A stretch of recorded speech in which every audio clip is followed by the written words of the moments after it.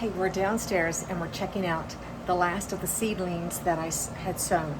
And I was doing a couple experiments, not only with the seedlings, but in the medium that I was putting them in. I'm trying different types of seeding cells. And so I was trying these little peach pot cells right here, which what I'm holding is a marigold. And my marigolds are slow, even though it says 4 to 8 days, and it's been 8 days since we've sown the marigolds. They've been slow to come up. These are 4 out of these little Jiffy Pots.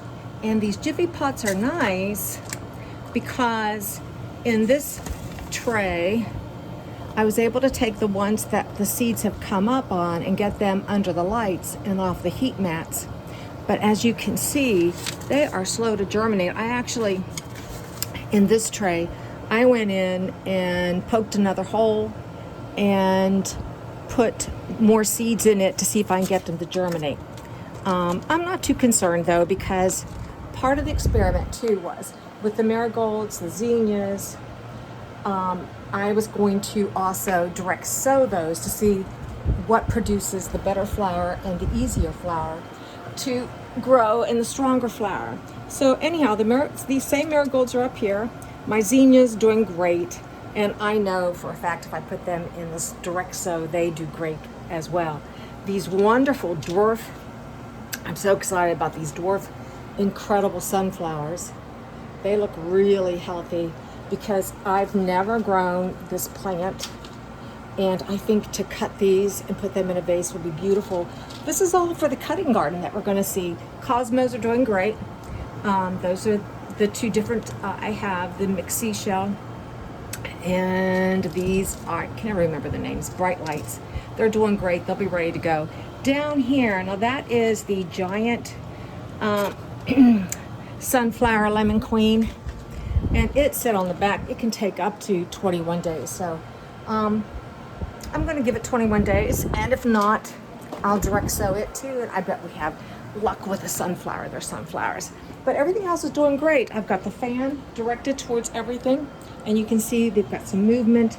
The cosmos are really looking super and nice and strong. And then over here, I have in this tray, these are my beautiful Pearly Gate Morning Glories. And they came up very quickly, and they're gonna be gorgeous against the fence by the compost pile and over on the other black fence. Of course, the snapdragons doing fantastic, and all of these will be going out after the frost, which could be the 5th of May to the 15th of May. I just got to work on getting that the soil ready, and I've got started on that, and I'll post pictures and a video as soon as I'm ready to share that with you. The other thing that's also doing great are my caladiums. But I guess, when you're putting things away in the fall, these are all white, even though the bag said red and white. It doesn't matter. I like white. Maybe a red one will pop up. But so far, success. Would I do it again? Yeah, I will do it again. And I know that what I meant to say before I close is I have been watering everything that's come out of the heat mats. I've noticed that within 2 to 3 days, I have to water these trays. And it takes I just watered those a day ago. And so about every 2 days, I put an inch of water in the trays, even with these pots that I made. These little biodegradable pots soak up the water, just about a ½ inch in there. That one looks a little dry. I'll add some today. And I think that's going to be pretty cool to be able to separate those pots, put those right in the soil. And then with those little peat pots, the little Jiffy Pots, same thing.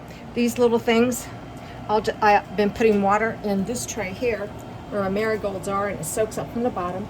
But we'll be able to just pop these in their little place in the soil, and we'll be ready to go. So all I have to do is, I have plenty of compost. I read that today because I've never done a cutting garden, and they recommend putting, after you dig your soil, put some compost on it, and I have some of my own, or you can buy some. I have a small area. I'm not going to be as ambitious with the cutting garden as I was with the plants, but you just mix up your compost with the soil and I'll throw in some organic fertilizer, which I'll probably use Garden Tone, or I will add some Biotone to it. But since it's a new spot, I'm not too concerned that it won't be healthy. So I'll look forward to sharing that video with you here in the next week or so with how that cutting garden's coming along. But for now, that's an update on the seeds, and I think the next update will be when we're putting them into the cutting garden. So thanks for watching.